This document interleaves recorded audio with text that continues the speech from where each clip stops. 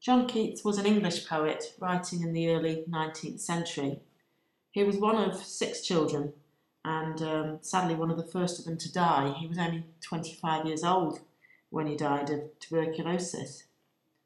Who knows what he might have written if he had lived longer. When he found out that he'd got TB, which he'd picked up from nursing his brother Tom, he was in despair. You would be anyway, but Keats felt that he'd only just made a breakthrough in his writing. He thought that he'd finally really found his voice, and he was full of things that he wanted to say and things that he wanted to write. He died in Italy. He'd gone there because the doctors thought that the warm weather might extend his life a little bit. His final wish was that his grave should bear the words, "Here lies one whose name was writ in water." That reflects the idea that he felt he just hadn't had the chance to live up to his potential. His life was too short to be remembered, and his poetry was like words written in water. But of course, he couldn't be more wrong. Sadly, when he died, he'd only had about 200 volumes of his poetry sold, but who knows what the figure is today. I mean, he's simply one of the most important English poets that ever wrote. La Belle Dame sans Merci was written towards the end of his life, after his brother Tom had died of tuberculosis, but before he found out that he was dying of the same disease. Here's a reading of it. Oh, what can ail thee, knight-at-arms, alone and palely loitering? The sedge has withered from the lake, and no birds sing. Oh, what can ail thee, knight-at-arms, so haggard and so woe-begone? The squirrel's granary is full, and the harvest's done.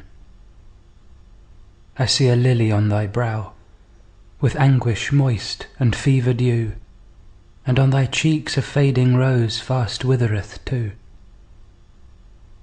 I met a lady in the meads, full beautiful, a fairy's child. Her hair was long, her foot was light, and her eyes were wild. I made a garland for her head, and bracelets too, and fragrant zone. She looked at me as she did love, and made sweet moan. I set her on my pacing steed, and nothing else saw all day long, for sidelong would she bend and sing a fairy song. She found me roots of relish sweet, and honey wild and manna dew, and sure in language strange she said, I love thee true. She took me to her Elfin grot, and there she wept and sighed full sore, and there I shut her wild, wild eyes with kisses 4. And there she lulled me asleep, and there I dreamed, ah, woe betide, the latest dream I ever dreamed, on the cold hillside. I saw pale kings and princes too, pale warriors, death pale were they all. They cried, La Belle Dame sans Merci hath thee in thrall. I saw their starved lips in the gloam, with horrid warning gaped wide, and I awoke and found me here, on the cold hillside. And this is why I sojourn here, alone and palely loitering, though the sedge is withered from the lake, and no birds sing.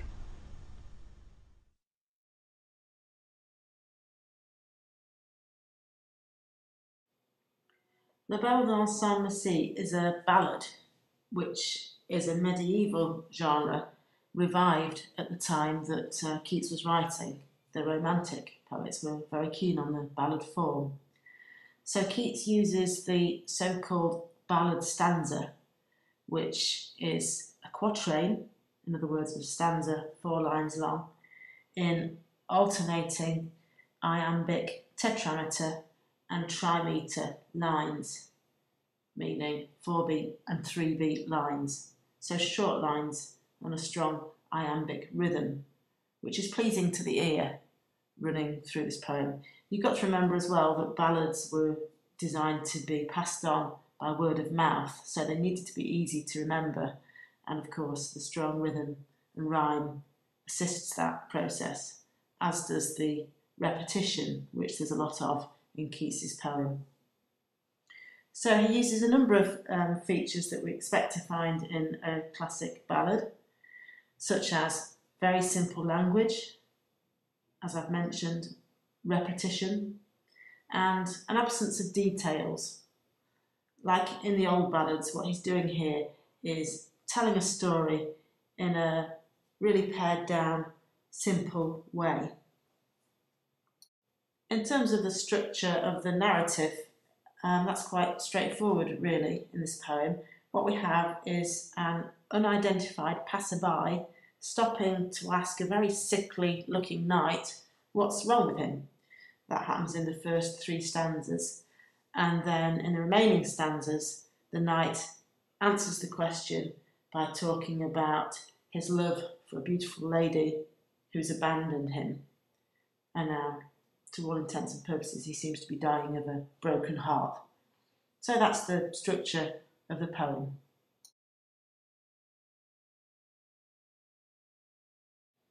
The title of the poem is French, and it translates into the beautiful lady without mercy.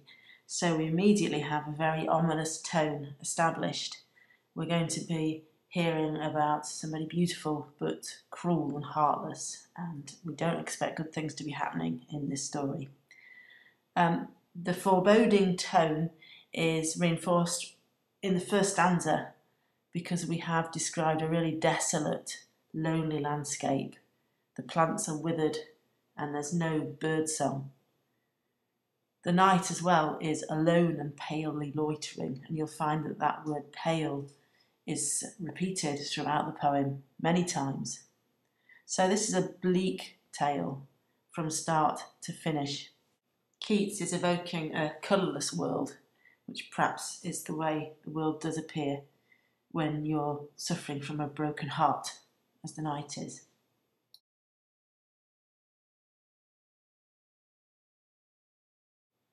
The first person that we hear speak in the poem is the unnamed narrator, who's come across a knight that he's worried about. And the poem begins with a question. Oh, what can ail thee, knight-at-arms, alone and palely loitering? So the speakers notice that something is clearly wrong with this knight. He's loitering by himself around the edge of a lake, and he's also pale. The speaker goes on to say that the sedge, in other words, the marsh plants, have all died out from around the lake, and that no birds sing. So we conclude that this is autumn or early winter. The birds have all migrated and plants are withering away. So this setting establishes a bleak tone, and obviously autumn is a season associated with endings, isn't it? It creates in itself a sense of loss. It becomes clear that the knight doesn't answer the passerby immediately, because the passerby has to repeat the question. Oh, what can ail thee, knight-at-arms, so haggard and so woebegone? The adjectives haggard and woebegone suggest that he's both emotionally and physically at a low ebb. Haggard suggests a worn-out, tired look, doesn't it? And woebegone, a sadness. The last 2 lines of the stanza do more to set up the scene, so now we hear about the squirrels that have finished filling up their granary, or storage of food for the winter, and the crops have been harvested. So we can safely say it's autumn. I see a lily on thy brow with anguish moist and fever dew. So the speaker continues to address this sick, depressed knight-at-arms, and he asks about the lily on the knight's brow, suggesting that the knight's face is pale, like a lily, and of course a lily is also a flower we associate with funerals, isn't it? The knight's forehead is sweaty with anguish and with fever, so he's obviously very sick. And the last 2 lines of this stanza describe how the healthy colour is rapidly fading from the knight's face.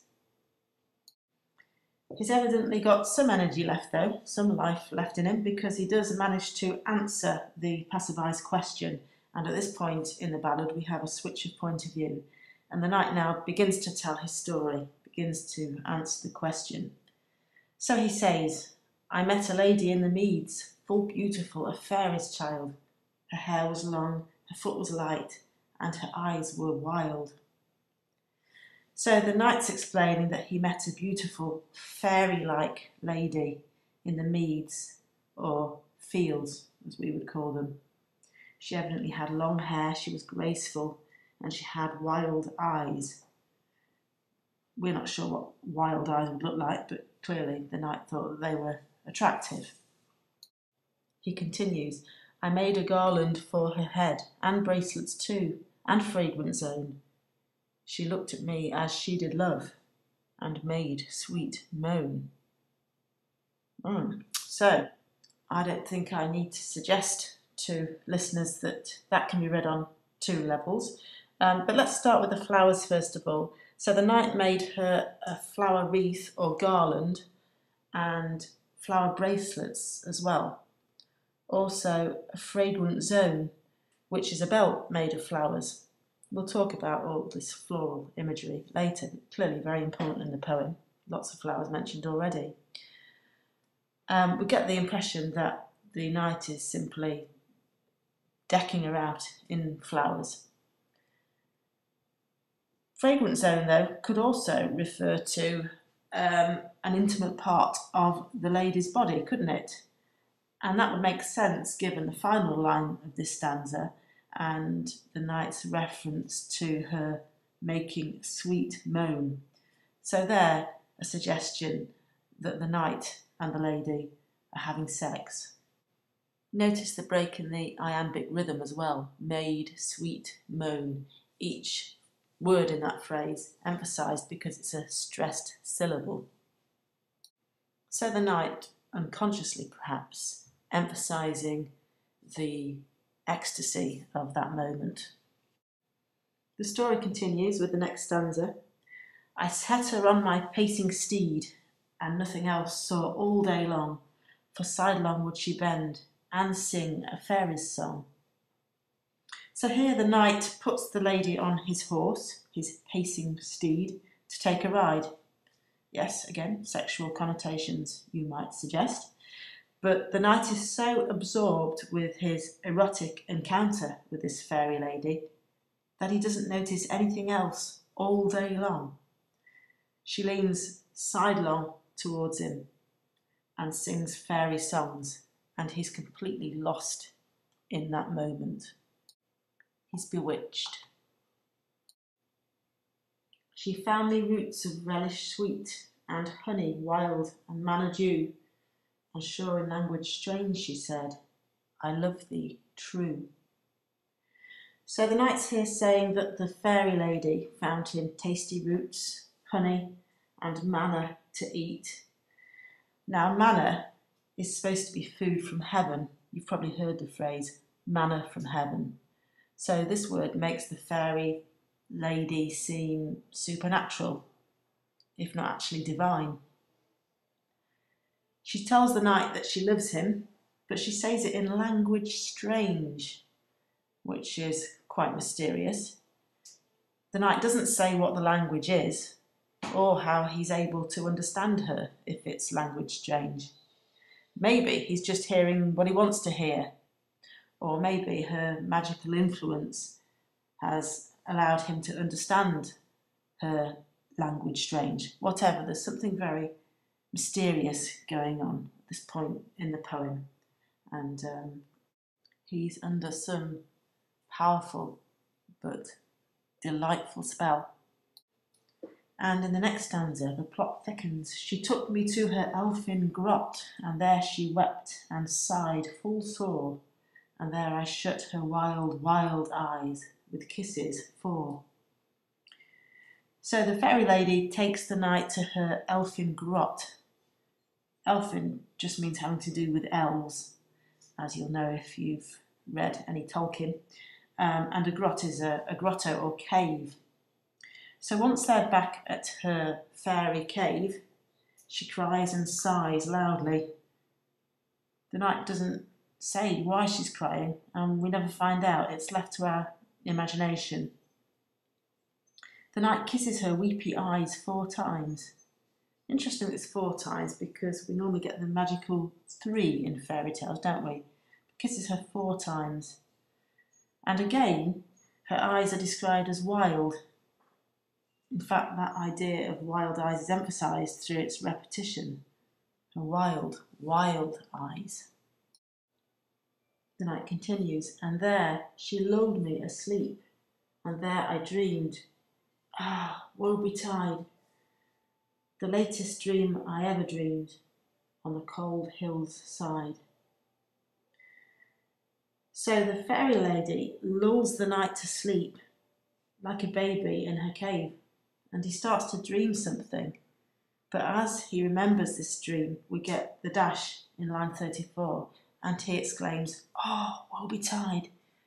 And it's clear that even the memory of this dream is so horrible that he can hardly recall it. It's ominous as well that the knight refers to this as the latest dream. In other words, the last he'll ever have. Recounting the dream, he says, "I saw pale kings and princes too, pale warriors, death pale were they all. They cried, 'La Belle dans Merci hath thee in thrall.'" So the men in the dream are all men of power and achievement, aren't they? They're kings, princes, warriors. But their paleness associates them with the loitering pale knight, who's the subject of this poem, and with death. In fact, we're told that they are death pale, these men processing past the knight in his dream. They cry out to him, "La Belle dans Merci." That's the first reference to the poem's title. So they're telling the knight that this beautiful lady is without mercy, and hath thee in thrall is a reference to this idea that she has the knight in bondage. He's captured, powerless against her seduction. The knight now continues to describe the pale warriors from his dream. He says, "I saw their starved lips in the gloam, with horrid warning gaped wide, and I awoke and found me here, on the cold hill's side." So all he can make out in the gloam, or the dusk, is the lips, the starved, hungry-looking lips of the pale warriors. Their mouths are all open as they cry out their warning to the knight. These cries from the beautiful lady's previous victims succeeded in rousing the knight from his stupor, his coma, his dreamlike state, whatever it was, and he found himself on the cold hill's side, which is where he is at the start of the poem, of course. And that is why I sojourn here, alone and palely loitering, though the sedge is withered from the lake, and no birds sing. So the knight has finished his story. He tells the original unnamed speaker in the poem that this is why he's hanging out, in other words, loitering by himself, even though it's so awful outside, so dismal, so bleak. Notice that the poem ends the way it begins, with a description of this dismal setting. So we do get the impression that the knight is back with reality. He's in the real world again. But what we don't know is whether he's going to survive this experience, or really what decision he's come to, if he's come to any decision at all. So it's a mysterious end to a essentially very mysterious poem.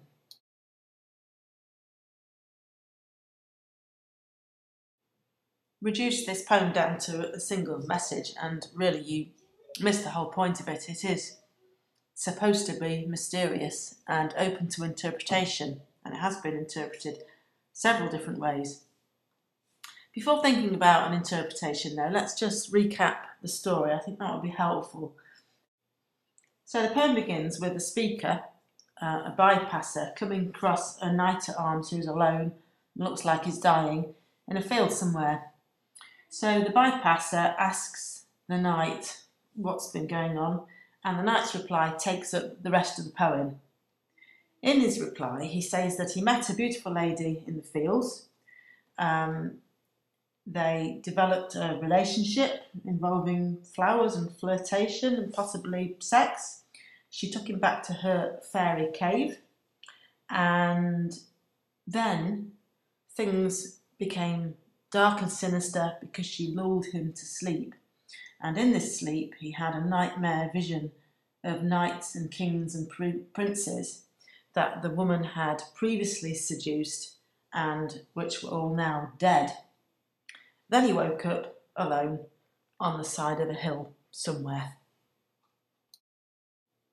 You could read this as a poem about the dangers of obsession. If you think about it, the knight becomes so enraptured with the fairylady that he forgets everything else. It says that explicitly in the poem. The whole world disappears. He thinks only of her. So her kisses put him into a coma. And that's how the speaker of the poem finds him at the beginning. So this is a poem about the danger of obsession, be it drug addiction, romantic or erotic obsession, you name it. Keats seemed to be suggesting that the fate of his knight-at-arms could happen to any of us at any time, if, that is, we neglect all of our responsibilities in order to feed some kind of an obsession. Keats doesn't seem to have anything very positive to say about women in this ballad, does he? When you think about the fairylady, what does she do? She enslaves the knight and then ditches him, leaving him to mope around the lake, looking haggard and pale. And this isn't the first time she's done this, let's remember. According to the Knight's Dream, there's a whole series of pale kings, princes and warriors whom she's ensnared in the past, before the knight came along. But of course we must remember that this is a story told from the point of view of the knight and not of the lady, so it's possible that we're getting a biased version of events. We must also ask whether this lady was actually real. Keats describes her wild eyes, and the knight refers to her as a fairy child. She appears out of nowhere. She apparently lives in an elfin grot in the woods. She can ensnare any man she meets with her beauty, her fairy song and her language strange. So she appears to be casting a spell over them. Or are they just too easily obsessed with whatever beautiful woman is in their immediate line of sight? Whether she's real or not, this beautiful lady, clearly this is a poem about love, about infatuation and becoming completely obsessed by one person and the dangers that lurk in that kind of obsession. Keats is also describing abandonment, the pain of abandonment, the whole world losing its colour, this idea of pale, pale, repeated, the coldness of the world, its desolation. That reflects how it is to feel abandoned by a loved one. The knight in the poem is abandoned without pity, and his solitude becomes the framing image of the poem. We begin with it, we end with the knight again palely loitering in that desolate, empty landscape. Some readers have suggested that the poem reflects Keats's own bitter experience with love. He resented the pain of it, and that's clear from his letters and some of his poems. And we know that he did experience real pain as well as pleasures when in love. He resented as well the loss of freedom that comes with falling in love. So the poem certainly expresses some of those feelings, as well as telling a really good story, which is traditionally all that the ballad is supposed to do.